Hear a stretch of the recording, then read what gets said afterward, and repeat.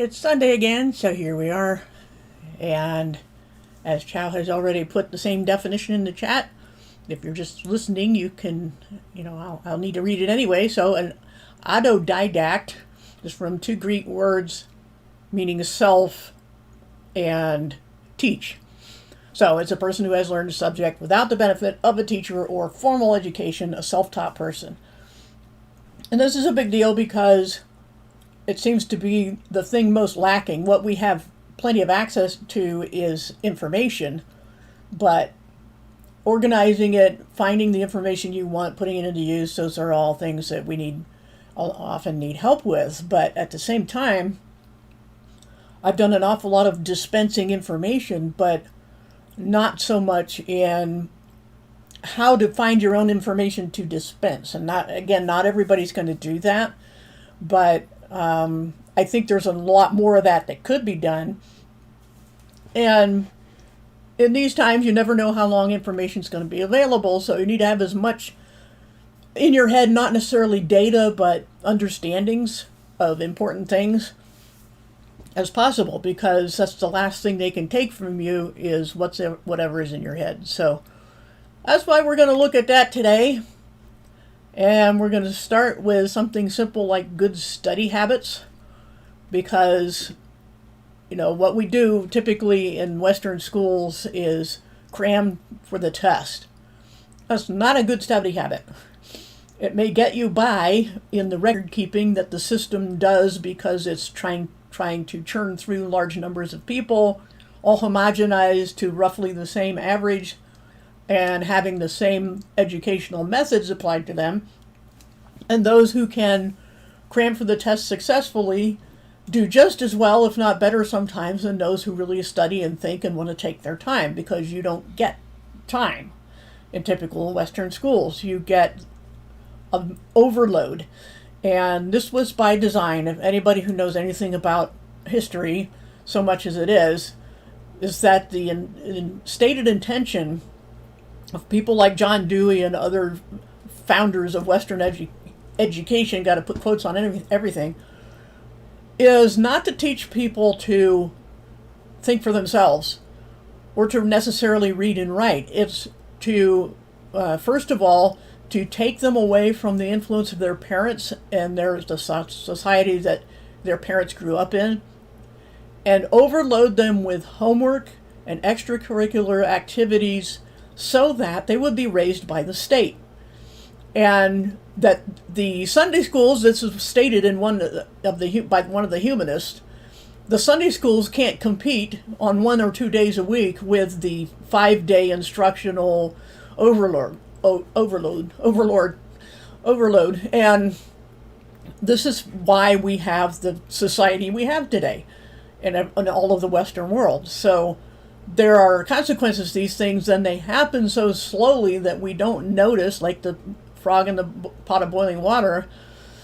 And that's intentional. That's by design. That's a feature, not a bug, of the educational system. And so people don't develop good study habits for learning. They develop good habits for cramming and regurgitating facts that are told to them. But when it comes to the Bible, Christians need to do better and not follow the world's educational system. So actual good study habits start with remembering why you want to study. Motivation is a big deal. And they take all that from you in typical public schools. What they motivate you to do is conform and memorize. But that's not good learning. That's not telling you how to think. So the first thing we need to do, especially with Bible study, is to know why we're doing it. Why study the Bible? I mean, there's reasons these things get written down. And there are some people, even some societies, that have had phenomenal oral memory, but they also didn't have a lot of distractions. And we have a multitude of distractions, and so it's harder to keep that oral memory. And so even a long time ago, many thousands of years ago, people learned to write things down that were really important. And the Bible was written for a reason, and the reasons have to do not only with how unreliable memory can be, but that memories, even deliberately, as we know, can be changed, histories. So it's important to write things down, and I forget who it was I was listening to explain that the multitude of copies of the Bible in different languages from early on is the best way to preserve the text, because we can cross-check them and see what may or may not have gotten, some letters turned around or switched, or words duplicated and things like that. So the reason we want to study written things, especially studying the written Bible, is because it isn't going to change. We have original language documents that are as close as humanly possible to be, and it's all, like I said, we have in our society today access at our fingertips to all the knowledge and information of history, but there's a lot to sort through. It's just like how I like to describe having, a person's memory as you grow old, because when you're a kid, you start with maybe one file folder, right? Or two file folders. And then eventually you need a cabinet with several folders, and then you need more cabinets, and then they get stuffed full and papers are hanging out and falling between the folders, and it gets harder and harder to find what you want. It's all there. It doesn't mean you're stupid or slow. It just means you've got so much to keep track of.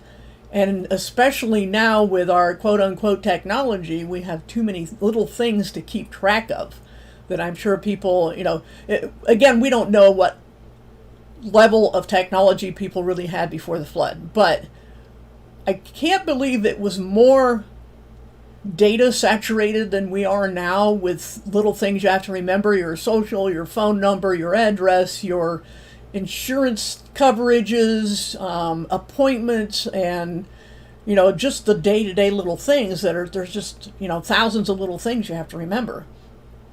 So there isn't a lot of room for deep thinking anymore, which people have more time for in various times in history, because they weren't concerned. They were concerned with very basic things like, where's my food coming from? How can I find fresh water and grow crops so I can, or herds so I can get wool and cotton and things and make clothes and grow food, and et cetera, and get some metal from the ground, and people even specialize then. But the problem is that they had, for us, is we don't have as much time to sit and study and be apprentices as people did before.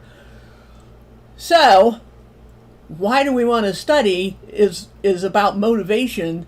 And when it's the Bible, it's extremely important to remember what the words are that God used for a lot of things, that were inspired. So and then this would apply to anything that's worth studying, is to remember why you're doing it. Okay? And then you have to set aside time for it, which is more difficult, as I've been explaining, that, in our very busy time of history, to try to make it a habit. I know it's hard, and sometimes things get in the way, and then after a while you're like, why should I bother? Because I can't ever keep a schedule. But if something's really important, sometimes there are sacrifices that must be made, but these are just, the ideal study habits. I'm not saying everybody has to do everything, but it's probably a good idea if you can, and pray for understanding, because this is the Bible we're talking about. And there is a passage that says that the deeper things are spiritually discerned, and you're not going to, understand what the Holy Spirit is saying if you don't have the Holy Spirit. So, yes, anybody can read the words, and anybody can, try to make sense of them, but there are deep spiritual truths in there that you are not going to get, according to the Bible, unless you have the Holy Spirit. So that's important.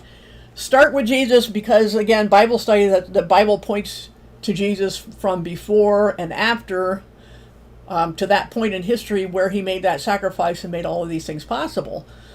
And that's how we know what's from God, because anybody would ask me why I would choose this God, the God of the Bible, over others. I start with Jesus. I said Jesus rose from the dead.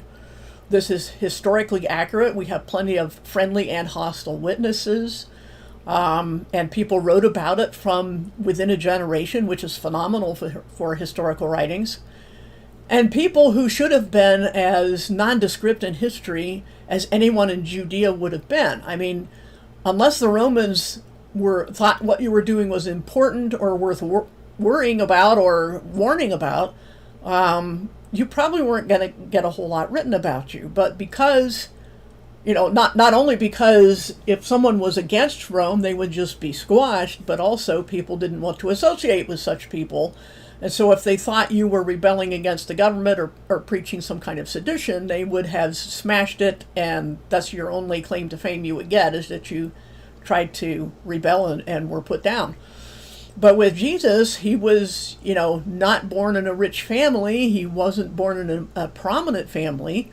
And he wasn't a politician or anything like that who curried favor with Rome. So why do we know about him? Because both friendly and hostile people had something to say about him from that area and that time in history, and people kept writing about it after that. So anytime we're losing our focus or anchor or whatever you want to call it, you just go back to the fact that Jesus rose from the dead, and this is well established. And even atheist scholars like Bart Ehrman have said that there's no doubt that Jesus of Nazareth existed, that he was baptized by John the Baptist and sentenced to death by Pontius Pilate. So he existed. There's only the most ignorant people say he didn't. And we have so many writings about him, and again, enemies of Jesus also wrote about him. The Talmud is especially vile and vicious against him, which serves as proof that he existed and did the things he did, and that he had followers. Otherwise, they wouldn't have bothered. So the thing is that's our focal point, that's our starting point, that's our anchor point for everything, everything else we're going to do. And then make use of reference material. And I thought, whoops, I didn't want to move that actually. The first read gospel, trying to find out where I had the link I could copy. For some reason, I don't have that handy, but maybe Chow can get it if you can type that off the screen. The first read gospel in the books section of my website is a good place to, if you haven't read the Bible before and you want to start with Jesus, I recommend it because, there are other people who have done this before as well, with trying to combine the Gospels, the four of them, into one narrative.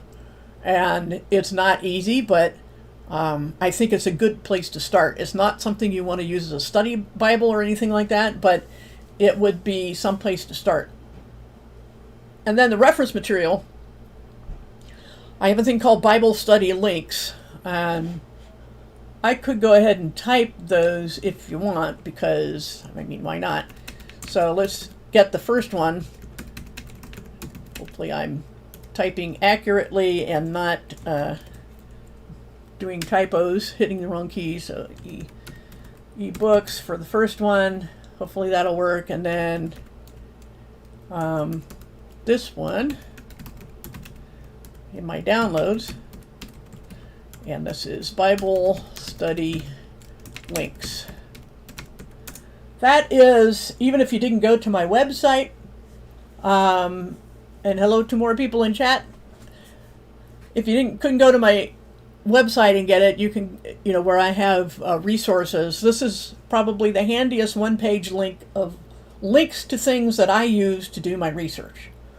Okay, so, because I had to spend, I don't know how much time scouring the internet for these things, and then links break and websites go away and you have to find substitutes.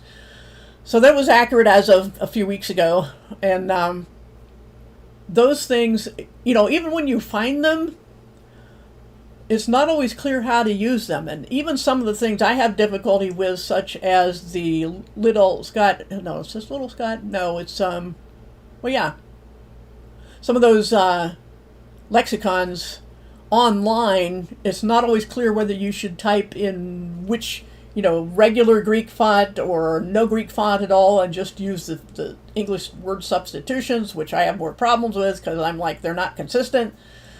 So some of them are difficult to use.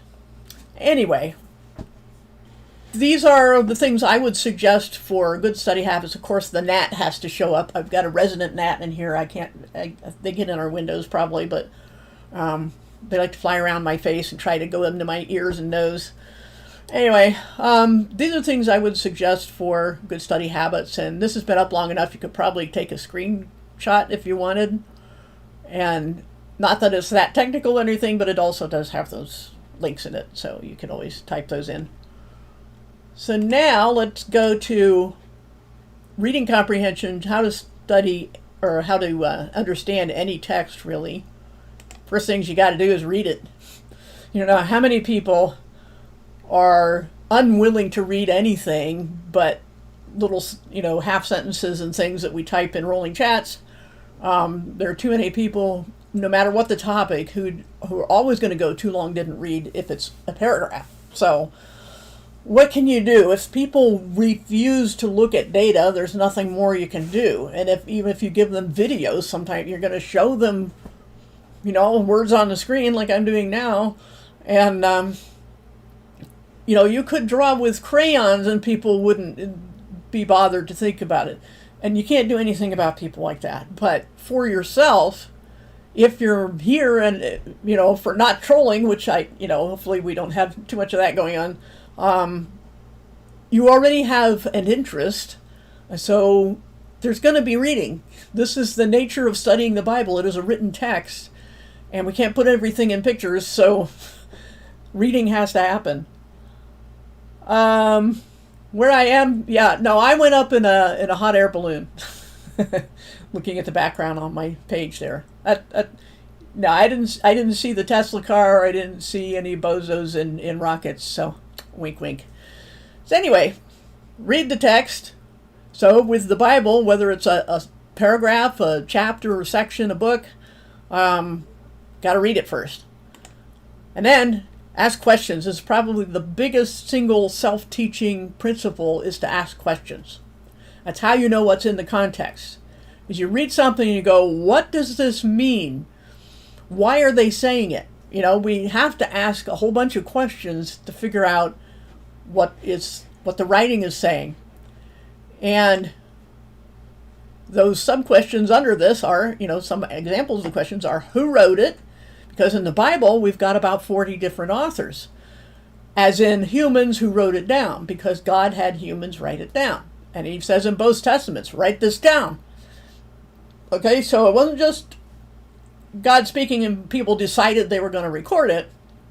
A lot of times he said, write this down. Okay? And then the New Testament as well, at the very least in the the book of Revelation and the letters to the churches, and Jesus said, write this down, and not just those letters, but write down everything that is now, was before, and will be. Write it all down and send it to these churches. So writing it down is a big deal, and you have to know who wrote it down and also when they wrote it. Like, for example, with Revelation, that was given to John the Apostle, who was exiled on the Isle of Patmos at the order of the Roman Emperor Domitian. Yeah, I got that right. Because there's another one called Diocletian. I get him mixed up all the time. But anyway, he was exiled there, and that was about, during his reign, was no later than about, the late 1st century. So the most common date for that is AD 95 for Revelation, which is a big deal when it comes to things like preterism, which said that everything John wrote about was about to happen right away. And they didn't happen right away. And why would John write this after the destruction of the temple in 70 AD and not talk about that? Well, it wasn't the purpose of the book. This isn't about something that Jesus had already said would happen. In the 1st century, Jesus said they're going to tear down the blocks of the temple, and it happened 40 years later. And so if Revelation is after that, then it isn't talking about that. It isn't meant to be an all history up to this point thing. What it is meant to be, Revelation, is to tie together all the prophecies that had not yet been fulfilled and finish them. And so this is what the questions that we need to ask, because there are consequences. And when you get into discussions with people, you have to know who wrote it and when they wrote it, because that's a big deal, especially when it comes to prophecy. And who were they writing to? For example, Revelation, like I just mentioned, was sent to the 7 churches. And they were all pretty much within sight or shoreline of, the island of Patmos that John was exiled on. They were near that shoreline in western Turkey. So just continuing to use that as an example, we know that John wrote it. He was in exile on the Isle of Patmos in 95 AD, and he was writing to the 7 churches because that's what Jesus said to do. And of course, each of them was supposed to read the letters to the other churches, and they were all spread around, and all the Christians had these. At least in, some areas that somebody else it was spreading to, that this would all be preserved. This is why we still have it. So these questions are important to ask of any writing we're going to study, but especially for Christians studying the Bible. Who wrote it? When did they write it? And to whom did they write it? And why? Why did the revelation get written down? Because Jesus appeared to John and told him to do it. And it was things yet to come, not just things that were and are, but will be. And this is, again, the purpose of it is part of the context, because the writing in the case of the book of Revelation was to explain, to finish all the prophecies, explain how they were going to end and what to look for. Because what Jesus said in, like Matthew 23, Mark 13, Luke's, I forget the exact chapter numbers, but when he was talking about the end times, the Olivet Discourse, which is a more compressed and less detailed foreview of what Jesus would reveal in detail to John, well after that time. So in the first century, the first, around 30 AD or so, Jesus was, giving the short, compressed version of Revelation, and then in 95 AD, so 70 years later, he gave the details to John. And again, the timing of it matters when and to whom, and why is, obviously for prophecy, the why is that prophecy, as I said, is a fingerprint of God in the Bible, because it sets the Bible apart.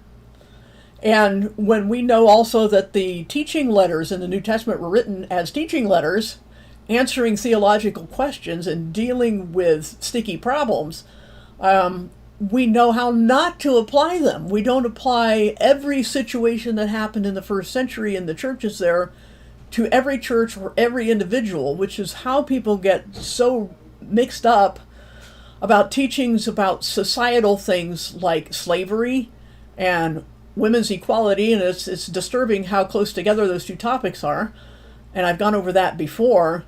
There's a page on my website called Sound Familiar, and maybe Chow could get that link, Sound Familiar, where the arguments that were used to justify slavery from the Bible in the 1800s US before the Civil War are the same arguments that are used to keep women in a secondary position, not only in churches but in marriages. And the problem here is that they have not applied the full context, because they didn't look at the why of the New Testament letters. They didn't say, why did, for instance, Paul say what he wrote to Timothy? Was it for all women for all time because women are inherently defective in a way that men are not? No. But people aren't even asking the question. They aren't asking, is this a rare word in Greek? Do they even care or know that it was written in Greek? Does that make a difference? Of course it does. It makes a huge difference.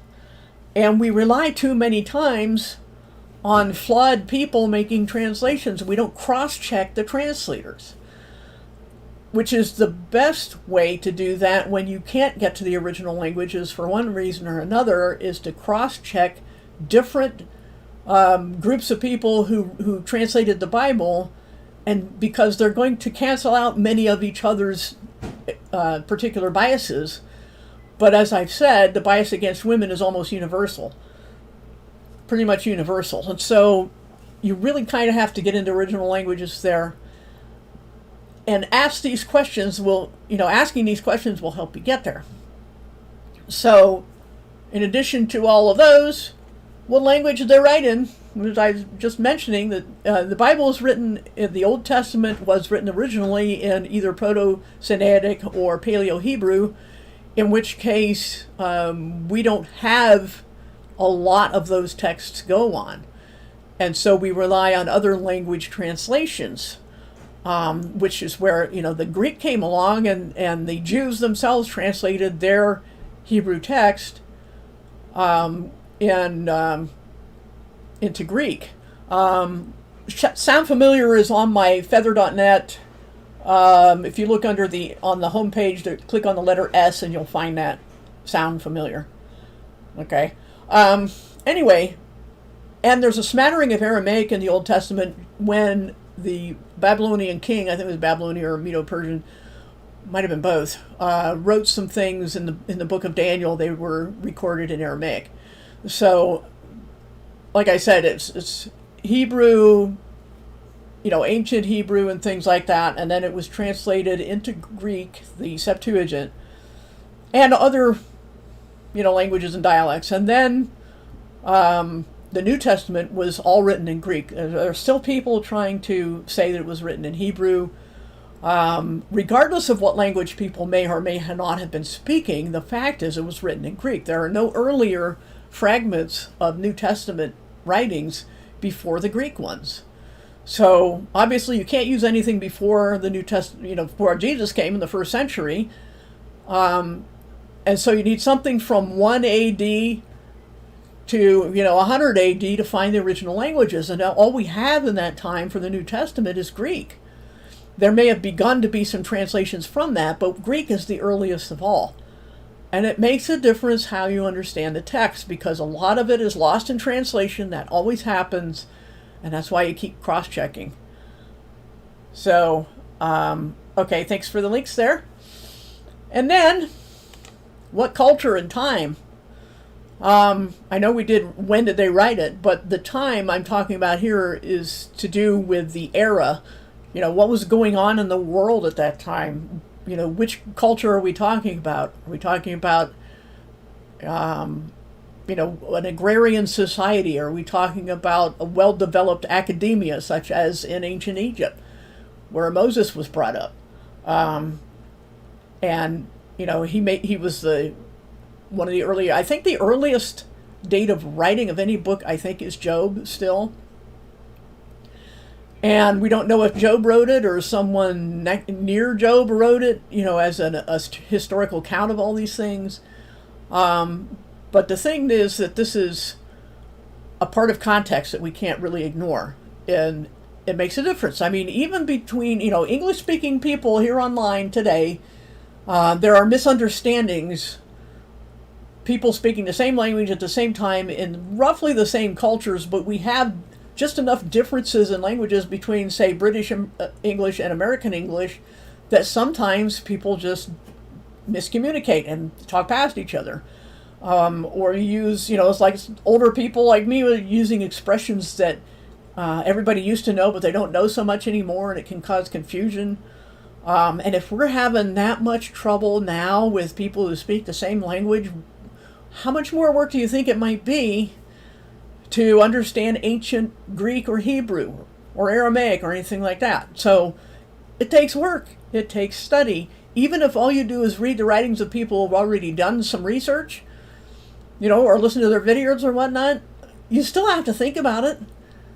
And like I said, right now we still have access for how long, who knows, to a lot of information, and we need to collect it, and get the really most important things on our computers, and even maybe print some of it, because who knows how long we'll be able to have access to that. But the most important thing is do all this thinking, so no matter what you read or when or what language, you'll know how to handle it, how to remember, how to find the points that they're making and the important facts, and get the basics memorized, or at least to a point where you get it, you get the gist of it. So this is a big deal as far as, how to study. We need to know how to do that. And then the last point I have on this is what figures of speech did they use? Because this probably causes, I don't know, at least a third of misunderstandings in studying the Bible.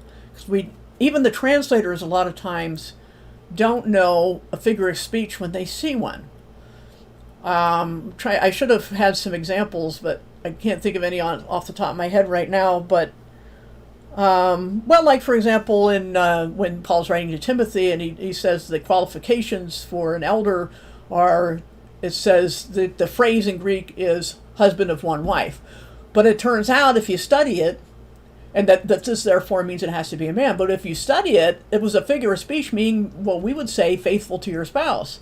So even though the language is masculine in nature, it doesn't mean that it wasn't a figure of speech that was more inclusive than that and simply meant a faithful spouse.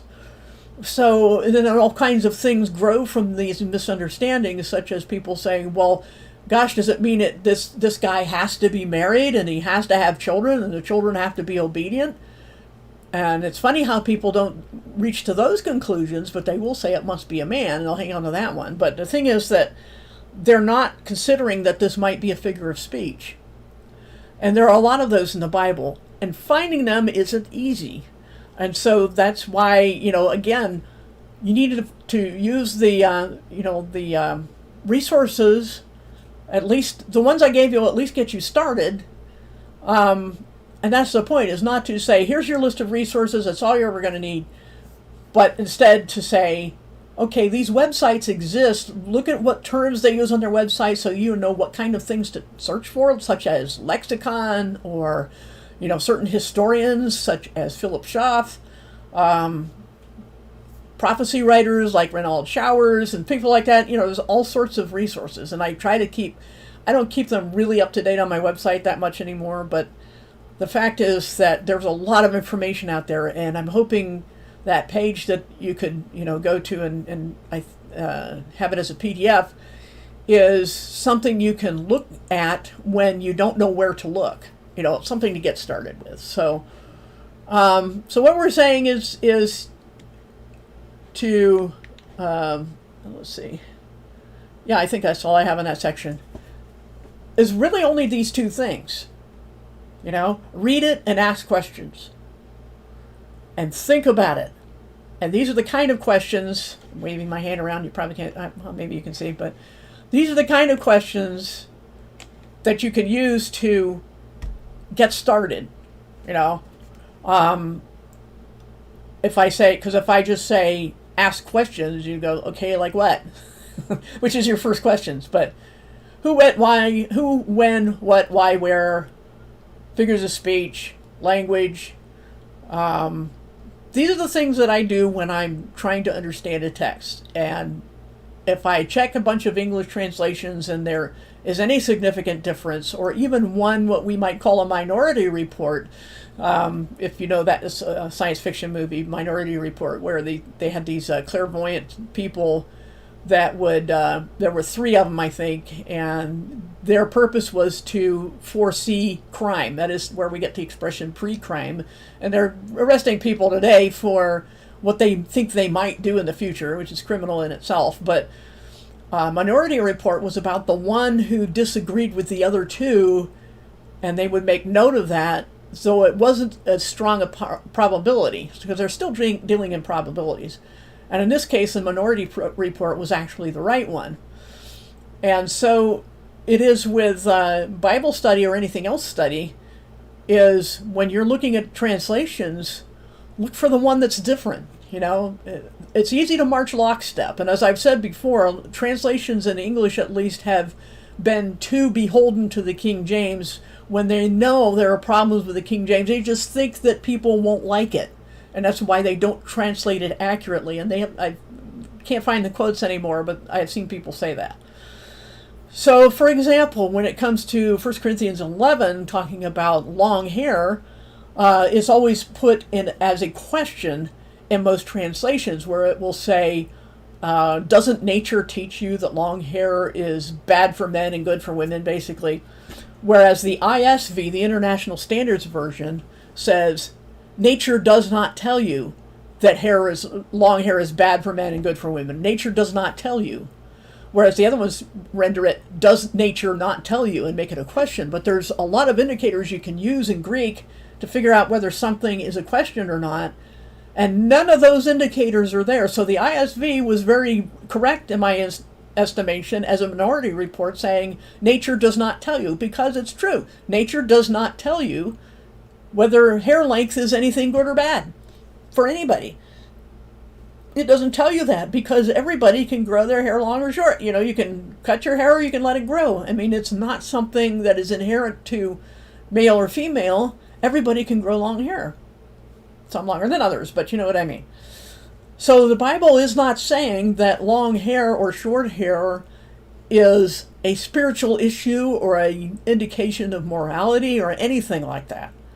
And all because of this misunderstanding and not paying attention to minority reports, which is why you need a bunch of different English translations from different denominations or committees or whoever it was, and look always for the opposite view. Like, for example, many years ago when I didn't know anything about Calvinism, I ran into some people who were Calvinists who said, oh, here's a bunch of resource material. They're very eager to give you that. If they think there's any possibility you'll become a Calvinist, they'll be very helpful. But as it turns out, after I studied that, before I went back to them, I said, well, what about people who are critical of this? I've heard nothing but pro-Calvinist sites. I need to go look for some anti-Calvinist sites and see what they say, and then weigh the two arguments together. And when I did, I was just like, oh yeah, Calvinism is horrible. And as politely as I could I went back to tell the people who gave me the resources, and suddenly they weren't helpful anymore, and they were very hostile. So what you need to do when you're asking the questions is find out who is a hostile witness, who is against this thing. I do that all the time. And that's how I find the material for my live streams. I would say at least half the time is because there's been some argument and something that I thought might be deceptive, or only seen one half of the argument, and I went looking for the other half. And that's how you teach yourself. You have to ask these questions and do the legwork. And as we said before, on this part is we're going to set aside a time, pray for understanding, and all these things. So I'm hoping that this is helpful for, I didn't want to do that. I wanted to do that. Pushing too many buttons here. All those little things you have to remember. And anyway, I'm hoping people are actually paying attention in the chat, that this is kind of important, because you won't always be able, none of us knows how soon it will be before our websites will be shut down. I mean, I'm careful to avoid certain things so that doesn't happen, because there's a greater message that needs to get out, but it can happen to anybody at any time. You can be shut down and not know why or when, or, if there is a why, it's just they don't like you. But we all know from prophecy, don't we, that Christianity will become illegal in its true form, biblical form, and only the fake Christianity will be tolerated. And so, if you can do your own searching, you may have to someday. So this is why I'm just offering fairly simple, I only have 2 pages of notes, and this is the second page, of how to be an autodidact, how to be a self-learner. You need the motivation, you need to know what kind of questions to ask, set aside time. It's just like exercising your body. You have to exercise your mind. If you want your body to be, in the best shape you can be, you need to do you have to make time and plan it and be consistent with it. There's always going to be time when, situations come up where you can't and you have to adjust your schedule, but you work around it and then you try to get back to your original schedule. And the same thing with studying the Bible. If it's really important to you, which I hope it is if you're a Christian, you have to exercise your mind. You have to keep studying the text. And I do what I do because it would be wrong not to pass on, which is the last thing I want to show here, if I could just find the right things. There we go. Education should provide the spark for lifelong learning, not snuff it out as the public schools tend to do. Pass on what you learn. I think also Yoda said that to Luke before Yoda died. Said, pass on what you have learned. And we have this in 2 Timothy 2:2. Whatever you heard from me through many witnesses, present it as evidence to trustworthy people who will be competent to teach others. Yes, the forbidden words. We can find ways around them, but this is an obligation if you have learned something to try to pass it on. And if people won't listen, that's on them, which seems to be most of the world today. But at least, this is why I made a website, because I wanted to make it available, and it seemed wrong to not share what I was saying. And so that's why I do what I do. And again, there may be times, especially over the next few weeks or so, when I put up an older video again as a premiere, because I won't be able to do a live stream, but there will still be a live chat that you guys can come to, and I may or may not be there. But as long as I have something live to present, I will. If I don't want to leave you guys hanging. I'll still put up something if I remember. And all the technology is still working and all that. But so hopefully, do you guys have any comments or questions about how to teach yourself? Are there any things that I left out that you still have a question about? Let me look in the chat here and see well, I could shout people out too.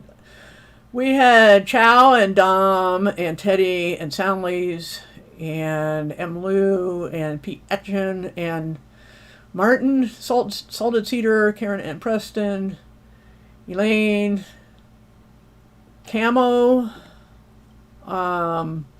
Captain Caveman. Let's see. I'm glad you like it. Rachel Menifee. I don't think I mentioned you yet. James Mason, Crystal, and I think that's all the name. Oh, the Jolly Man. I don't think I read that one out. Okay. We're talking about flat water. Let's see. How we can see Alpha Centauri with the naked eye, but smaller than our sun. Yeah. Well, that's the thing. You can't know the size of something if you don't know the distance, and you can't know the distance if you don't know the size. And things that are moving across the sky, you can't triangulate to very well. Depending on how fast they're moving. But we know that the sun especially moves 15 degrees per hour, and the moon's a little slower. But I have a video, the most recent video I've done on any astronomy sorts of things is called Distance to Polaris. You might want to look at that one. But how insects hunt at night using the reflected light from the sun and moon. I'm not sure where that's coming from. Let's see. How does light change its photonic spectrum with a reflection? Not possible. Well, let me see if I can find. I don't know if this will disappear. Let me see. I have some resources here. Let me see on light. Let's see. So one of these URLs. No, that's not the right one. This one. And I have something called light reading on the physics of light. Might want to check that out. Let's see. Yeah, there's regarding the forbidden words, you can say all sorts of things, like I've heard the term bug juice, the injection, the experimental gene therapy, the medical tyranny, so getting walking toward the line there, taking medical tyranny. All sorts of things going on. You can always find another way to say it. Hey, Nathan, good to see you too. 1984, Brave New World. I forgot Fahrenheit 451 last week, but yeah, last week was Brave New 1984 camo. If you didn't see that, you might like that one. Of course, Fahrenheit 451 was about firemen in the future being those who burn things, not those who put out fires, and the things they were burning were books. And of course now book burning is in full swing because it's done digitally, where people will, either remove a document from online or change it because it's so easy to do electronically. But I think the most insidious form of book burning is not only dumbing people down so they couldn't understand the books if they had them, but also to cast aspersions on them and make people hate them as either hate speech or racism or some kind of phobia, or especially if it's at anything positive about the Bible, those have to be censored now too. And people are twisting the Bible, and we've gone over that for many episodes now about how people twist the Bible. But that's what Fahrenheit 451 is about. And like I said, we're still burning books. We're just doing it virtually now. So, everybody welcome Camo the First Timer and anybody else you see. And for the Most High Jesus, haven't seen you in a while. Greetings to you. I'm going to turn you blue. And might as well do that with Camo. Seems like a decent person. And anybody, the rest of you who've been around a while, if any of the newly reached people misbehaves, you know what to do. Let's see. Let's give Jolly Man a wrench there to make you blue so that we can guard against imposters. Oh yeah, that Justice Memorial was last week. The week before was Brave New 1984. I can't even remember what I did yesterday, let alone last week. But yeah, that's why I did that is because that's what people tend to argue now, that justice is immoral, and it's strange times. The venom, yeah, that's a good one, because they are biting you and injecting things into you. So yeah, the venom, the poison, whatever. Let's see. Professor Henry Abramson channel is very good on YouTube. Okay, I haven't heard of that one. Oh, Jewish history lessons. Okay.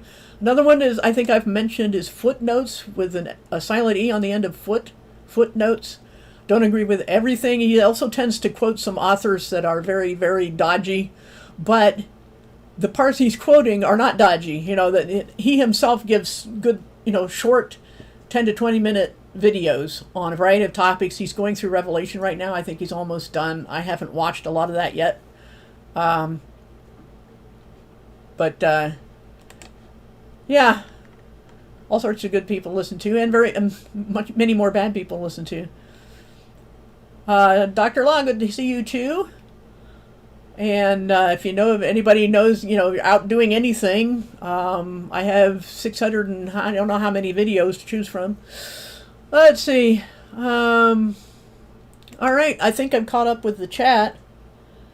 But teaching yourself is the topic today, and it's important that we do that, and that takes time. And it helps, what I try to help do is provide the raw material. I posted links earlier for a list of resources that I use in studying. But the main thing, if you don't remember anything else, is to ask questions. Let me see if I can go back to that. Yep, the questions. Start with Jesus and ask questions. Make it a habit, just like if you're exercising your body, also exercise your mind. And if you're a Christian, it's probably good to do both, especially in these times. Being in better shape is a good idea. And it's asking the questions that is the thing that people aren't doing, because they're taught in schools not to ask the wrong questions. They're not allowed to question what the authorities are spoon-feeding them. And so if you dare to question and be a healthy skeptic, and people aren't that, you won't be popular, but people aren't that not only because of the pushback you get, but also because they like the person who's speaking and they seem like such a good person, where, questioning them seems sacrilegious, but that's what you have to do. You have to be a healthy skeptic. And people who are skeptical of the Bible are not healthy skeptics, because they don't question the resources they're using to contradict the Bible. So we need to be not selective skeptics, but healthy ones. Okay, I'm not sure what's going on with dark matter. What is entropy? Entropy is one of the most standard laws of physics. Well, there are laws of entropy, but basically entropy means to degrade. It means that things run down. They go from order to chaos. They tend to lose energy and lose ability to do anything, which is energy, is the ability to do work in physics terms. But entropy is running down and becoming less useful. AGM, haters of Christ know the Bible better than most Christians. Yeah, because they're so insanely motivated to destroy it, they look into it, or at least they look at the sites that have regurgitated, digested the material for them and not done a very good job of it. But yeah, there are not many Christians who really could hold their own in a debate with non-Christians. And it's not because the Bible is the problem or the truth is the problem. It's because Christians are not motivated enough to study what they've already accepted, and they don't know how to give an answer for the hope that you have, not just a testimony. Thanks for the link again there, Chow. Let's see. And Homeless in America, good to see you too. Yeah, how does entropy relate? I'm not quite sure because I might have missed something in the chat as to why people are talking about entropy. But, look, if homeless a wrench. Like I said, if I give a wrench to somebody new and it turns out later that may or may not have been a good idea, let me know. But again, I do this to differentiate from trolls who might come along. So, okay, cool, thanks. So yeah, ask the questions, read the text, and do these things. Make it a habit. Sent me a text. Sent somebody a text. I don't know who. Okay, I guess I got one. Let's see. Opinion on entropy. Okay, I just did that. Not forget about entropy. Fearfully and wonderfully made. I don't know what, I would need more context, but the thing is that, yes, we are fearfully and wonderfully made, but because of the curse from the Garden of Eden, things have always been in their running down state. It isn't as though God created things to run down. He created them good in first chapter of Genesis, but then chapter 3 happened, and the ground was cursed because of Adam. And so all of nature, as the New Testament says, groans and waits for us to be revealed and all that stuff. So entropy is a thing, and mortality is a thing, and suffering is a thing because of sin. And that's not something God created. So I don't know what else they might mean in that context of what you were talking about, Elaine. So that's the best I can do right now. Okay, Footnotes last video mentioned entropy. Okay, I don't think I've seen the last couple videos of his, so I'll have to check that out. But yeah, certainly we must have time, even though when people have some time at the end of the day, they might to instead just veg, and I totally understand that, but it's the same with exercise. Sometimes you just don't want to do it, but you do it because you know it's good for you, and the same thing with the Bible. So, I got your text, Elaine, and that's what I'm trying to guess what, needed a little more context, but I don't think you've sent me another text since then. But yeah, it was probably more lighthearted because, if you're out on a bike run and that people get tired and they can't do what they used to do and things like that. So that's entropy, that's mortality, it's just, aging. As we all found out yesterday when me and my sisters were all at the Ark Encounter Museum or attraction or whatever you want to call it yesterday. And even though I exercise regularly, I've noticed that in my, from maybe mid to late 50s on, I'm prone to heat stroke, and it was around 90 degrees and humid. Even though we were inside the Ark most of the time, it's so huge, unbelievably huge. But there's stuff to do outside too, and when we got to the outside, I started to wilt toward the end, but it took a while. And anyway, we were all there with some significant others and nephews and things, so we had a good time and all that. Well, we did not have a good time getting home because we tried to avoid going through Cincinnati at a busy time of day, so we took the bypass, and then there was an accident. We never even saw it, but they shut down the highway for it, so we were a parking lot for a long time and winding through a detour that we found through, we had to use Google Maps. Sometimes they're a necessary evil, but that's what we did. Hey, all people, haven't seen you around for a while. We'll turn you blue. And So that was not the funnest ending to our day, but it's a decent place to visit. That and the Creation Museum. They're nice displays, if nothing else. They're a place where Christians can feel at home and not be totally put off by evolutionary theory and stuff like that. Hey, good servant, good to see you too.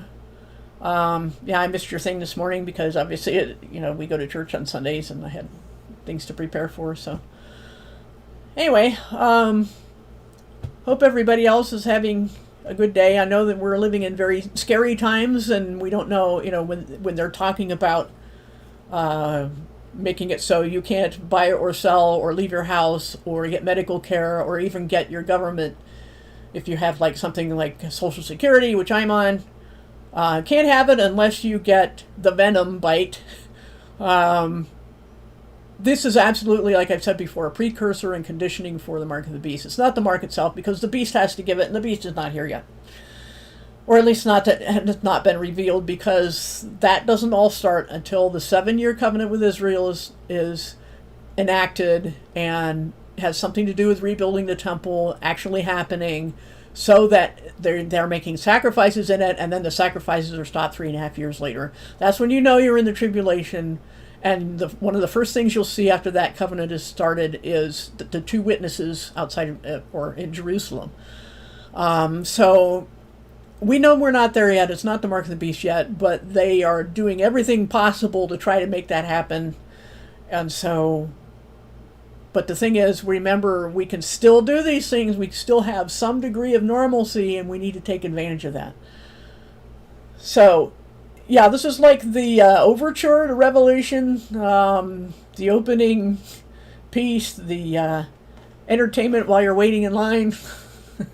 Well, they wouldn't call it entertainment, but you know what I mean. So, more important now than ever before, that you have as much in your head or your much understanding of the basic principles as possible, because they're going to twist everything and make the truth illegal. So, with all that, we've managed to stretch it to our hour, and try to support Christian channels and Christians wherever you go, because there are too few of us in the trenches in places where the Bible is being twisted and smashed and Mandela'd and pushed to the side or whatever. And everybody, like I said, there's people trying to teach the Bible, have no business teaching it. It's not their religious book, and they all want to tell us what our faith is supposed to be. And those are the kind of people who are going to be having a heyday during the tribulation. So speak truth while you still can. And you have to know truth to speak it. So good study habits, good motivation. Make it a habit like you would with physical exercise. Read the text and ask the right questions. And because we always like to recap, pass on what you learn, keep learning, and try not to beat your head against any brick walls, because that's just a waste of time and you won't get to do what you're supposed to do. Hey, Iron, good to see you too. There is, people have always speculated about what they would do if they had to choose whether to live or die based on their faith. Right now, the hard thing is it isn't even about our faith. It's about your health, your physical health, and your freedom as a citizen. But we're not even to the point where it's illegal to be a Christian, and where they'll say you can't have food, water, sanitation, anything if you're a Christian. We haven't got there yet. But it's all in place, and the mentality of most people that are willing snitches and happy slaves who would gladly turn you in has never been before, at least in the Western world, where it's been for some time in other countries. That being a Christian is a crime punishable by death or confiscation of all your stuff or imprisonment and torture and all those things. We are absolutely in free fall toward the tribulation. So do what you can while you can. Don't let any snakes bite you with their venom for any reason. And I know it's hard decision time. So yeah, needlecraft. Even that's a dangerous thing to say anymore. But hold out is all I can tell you. But each of us is going to have to decide how much we're willing to sacrifice for what. and why I think if people had drawn the line a little farther away in times past, we wouldn't be here now. But, here we are. And a lot of us, are still having a difficult time drawing a line in the sand and saying, this far and no farther, I will not be bitten by snake venom. I will not hide my face in shame. And I will not keep from speaking about certain things. I'm just not going to hand it to AI on a platter by saying certain words or typing them out. There's being smart about it, but you can still say it one way or another. So, and maybe we should all learn a secret code. Who knows? They'll figure that out too. They've got supercomputers and Enigma machines and all that. So, yep, teach yourself as much as you can. And if we're still here next week and I have something new to say, we'll go live. And if I don't have something to say and we're still here, then I'll put up a premiere. So, yes, be the resistance, be an example, and teach yourself. And that's all I have to say. So, catch y'all next time. Everybody take care.